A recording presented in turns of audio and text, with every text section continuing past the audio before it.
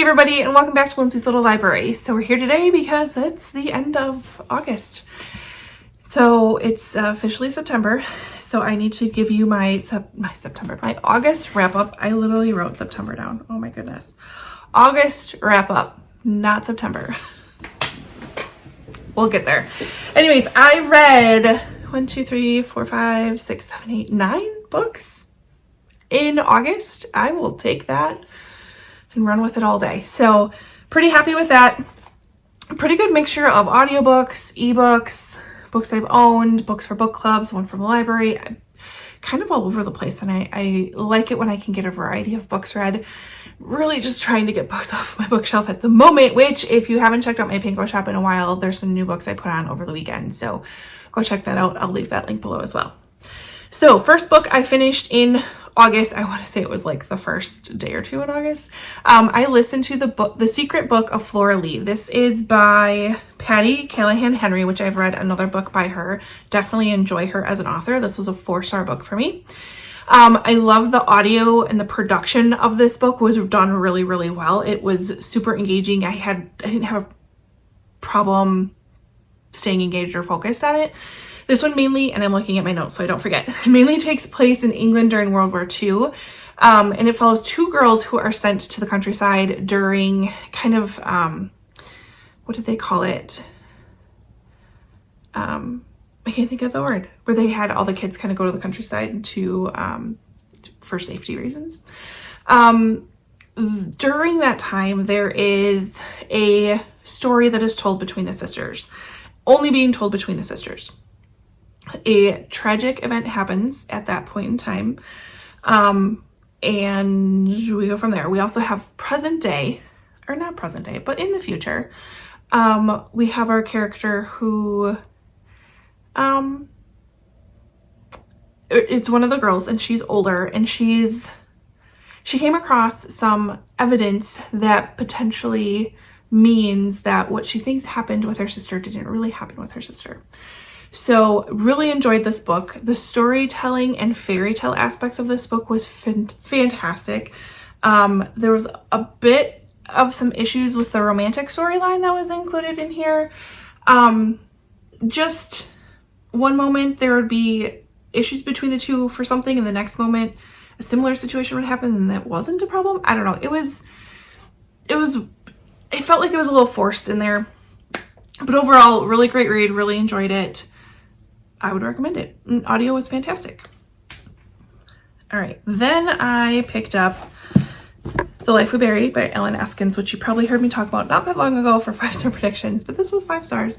This is a reread that I did. I am absolutely loving Ellen Eskens' work. I need to get to more. I actually pulled the rest of his series out because I have them. I want them like front and center so that I can get to them sooner, because his writing is so beautiful.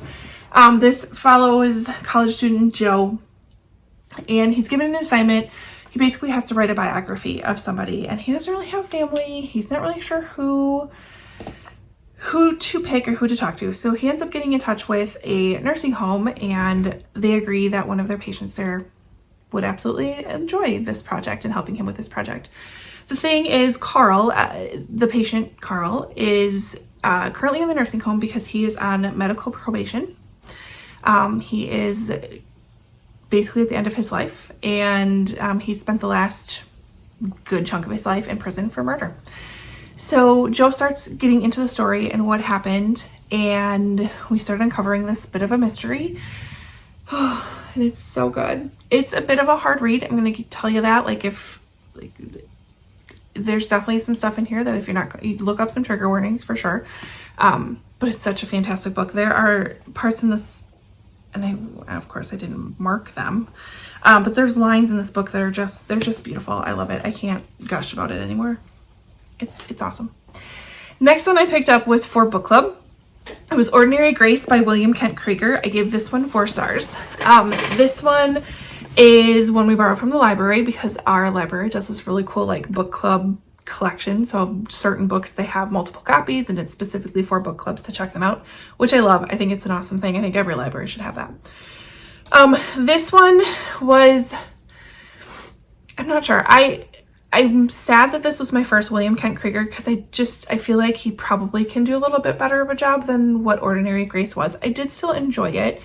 It was a bit slow at times, but the more I was thinking about it and the more I was thinking about the characters and who they kind of represent in this book, the more I've come to really like it. So we have two boys. I think Frank is one of them. It's mainly from his perspective. And it all occurs over one summer where a number of people pass away that he either knows or is connected to. He's kind of forced to grow up a little bit during the summer and forced to kind of face some challenges. His little brother has a stutter, so has a speech impediment, which of course like hit my heart. I have a couple of kids who have speech impediments that they've really tried really hard to work through, and they've done a really great job. So I can feel that struggle and that emotional side of it. We get to know his dad, his mom, his uncle, who's not really his uncle, but just more somebody his dad's trying to help in this small town in Minnesota. It was really great, but just a little slow. I'm excited to read another William Kent Krieger. I feel like we'll get a little bit better with time. Then the next book that I could not put down. Like, I was in the middle of a buddy read and I was kind of like, okay guys, I'm sorry. I just got to finish this thing over here, basically. So Michelle, sorry. But Worst Case Scenario by TJ Newman. It is her newest novel that just came out. I read this actually on Amber's Kindle when I still had her Kindle. This one was 5 stars, absolutely 5 stars, like super fast-paced, suspenseful craziness that TJ Newman loves to bring. She's just brilliant. She is not afraid to hurt her characters. She's not afraid to put her characters in some really interesting scenarios. I just love it. You can't help but fall in love with some of these characters as they're placed in the scariest places and the scariest scenarios possible. That's what I wrote. Fast-paced, thrilling, scary, and lovely all at once, because that's what it is. It basically follows the what if a commercial jet crashes into a nuclear power plant. That is our main premise. What do we do? The part that I loved like thinking about the most was that by doing this, or by this action happening, lines of communication were brought down in this very small area. So like, how do you let people know when their phones don't work? What do we do now? That was great. It was so good. 5 stars. So then we get to the buddy read that I buddy read with Michelle and Amber. It was another book that just came out, I believe in beginning of summer, Bodies to Die For by Lori Brand. I didn't have the biggest expectations for this book because I was just kind of like, I was totally guilty of judging a book by its cover, totally guilty of kind of judging the synopsis a little bit, thinking, this is probably not going to be for me, but we're buddy reading it, it's going to work, and I'm so glad we did. This is why I love buddy reads the most, because it makes me, and book clubs, it makes me kind of read books that I wouldn't have normally picked up and realize that I really liked them. So I gave this one 4 stars. This follows a popular fitness influencer. We actually have multiple POVs in here, which is so good, and I love it. So we have Gemma, who's transformed herself from a before, probably looked like me, into an after, who is now like participating in bodybuilder competitions. We also follow software engineer Ashley as she has failed all of the fad diets. She's just fat and frustrated is what she calls herself. She ends up kind of partnering with this really interesting character. I think her name was Lydia. She is a fat activist and kind of employs Ashley to be like, we got to put a stop to this industry that says that, you and I aren't good enough and aren't pretty enough or whatever. So we have these kind of dual timeline or dual stories taking place. We have a couple of people who get caught in the crosshairs. So there's definitely some murders to investigate, some suspicions all around, all kind of circling what's called the Olympia, which is like a big bodybuilding competition. So you get multiple perspectives in here. I love it because Lori is not afraid to give you some really awesome red herrings that make you go wander off. She's not afraid to bring in different character perspectives. Oh, I don't know, more than halfway through the book. Not afraid. I loved it. I thought it was great. Definitely a shocker. It wasn't something that I thought I would really connect with or like, and I ended up absolutely loving it. Lori is herself is a fitness instructor. She in the past had been a model, a gymnast, a dancer. She was also a bodybuilder, but she was also like heavier back in her past. So she's kind of lived both Gemma's life and Ashley's life. So she's really pulling from some experiences in her own, like what she has gone through, which I think made it really, like I could connect with both of them. I could connect with the characters. It felt authentic. So in the bottom line is just all about making sure that you are a strong person. So absolutely loved it. I think you should read it. I gave it 4 stars. It was great. And it's her debut novel and blew me away. I'm definitely going to pick up more books by Lori for sure. All right, now that I'm done gushing on a lot of books. Anyways, next I picked up one by an author I absolutely love. It is Shelterwood by Lisa Wingate. And I feel like this hasn't been talked enough about. Her biggest book, I guess, would have been Before We Were Yours that came out a few years ago. I love how Lisa brings like lost stories to life. So this book really dives into the story of what happened to a number of Indigenous children in the early 1900s in Oklahoma. So there was a number of children who found themselves the owners of land in Oklahoma that had been passed down to them that were given to the different Indian tribes at the time. So this land is on top of really great timber that can be cut down and sold for lumber, on top of oil reserves. It's very valuable land that is left to these Indigenous children. So some not great people thought it would be a really good idea to apply to be guardians for these kids, sometimes up to 50 kids at once, and then they're in charge of their land and what they can do with it. So not a great situation, but this follows a group of kids. So we have dual timelines. We have in the past, we have a group of kids that are just trying to survive this time in history. Then we have the present, and we have a woman who is just got a job at the national park that is at this, I think it's called Winding Staircase, this national park that's there. And she starts investigating some of the stories. There is some human remains that are found in the park from a very long time ago that are kind of like swept under the rug. And she's like, wait a second, no, like we got to figure out what exactly happened here. So she kind of starts digging into the past and figuring out what was behind the story. So 4 stars. There's times it was a little slow. Overall, great read. I don't know why people aren't talking about this. I thought it was very enlightening, and of course went into the author's note, and Lisa Wingate does her homework. And just as much as I was completely shocked that Before We Were Yours, that Georgia Tan was a real person, that happened, I was equally as shocked that this stuff occurred based on some true not great people at all doing this to these kids. So definitely opened my eyes, and I love a book like this that will teach me something. So I liked it. I enjoyed it. Go read it. That's all I can say about that. All right, a few more books. Next one I picked up was Every Summer After by Carly Fortune. I've now read 2 out of her 3 books. This one was kind of on my like books to read this summer. The pile didn't get that small, but we're working on it. This one takes place over a series of summers. We have current, like present day, Persephone is called back because her parents had a summer house in Canada on a lake, and she got to be very, very good friends with the family that lived next door. And she gets a phone call from one of the boys saying that their mother passed away and would really appreciate if you would come back.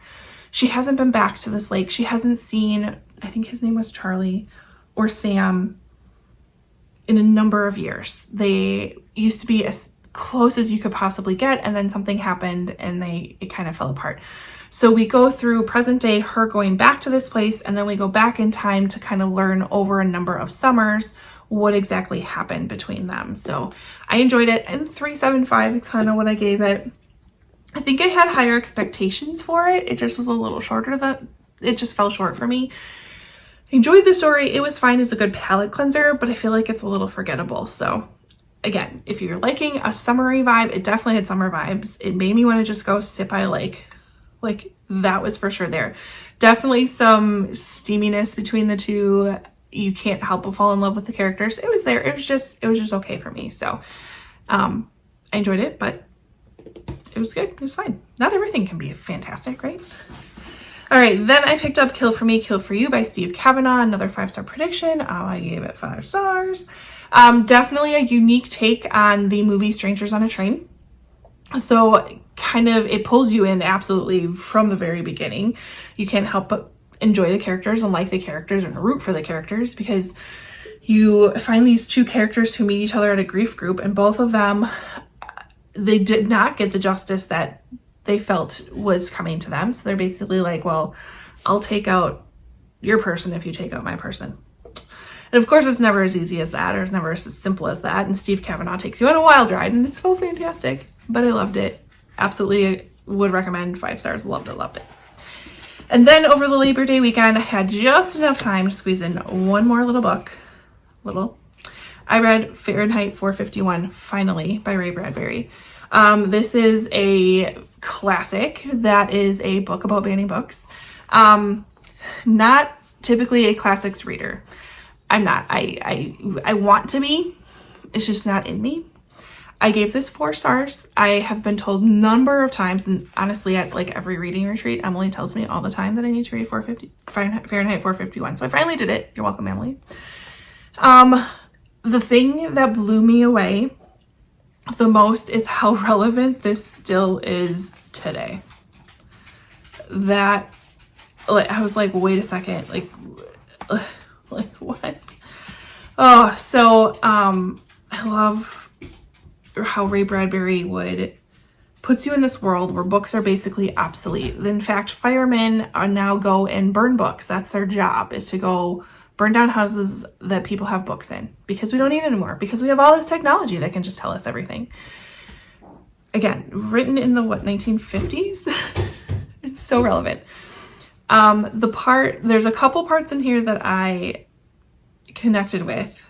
Absolutely. So the one I want to read is, so they're talking about when we had all of the books that we needed, we still insisted on finding the highest cliff to jump off of. So we would still not do great things. We still weren't very smart people. But we do need knowledge, and perhaps in 1,000 years we might pick smaller cliffs to jump off of. The books are here to remind us what fools we are. There's Caesar's guard whispering on the parade routes along the avenue. Remember, Caesar, thou art mortal. Most of us can't rush around, talk to everyone, know all the cities of all the worlds. We haven't time, money, or that many friends, which I thought was great. The things you're looking for are in the world, but the only way the average chap will ever see 99% of them is in a book. Don't ask for guarantees, and don't look to be saved in any one thing, person, machine, or library. Do your own bit of saving, and if you drown, at least die knowing that you were headed for the shore. Love that. Love that. So, loved it, and I was reading this during a time where some books were being talked about being banned in my schools, and it was just, I don't know, the timing was impeccable.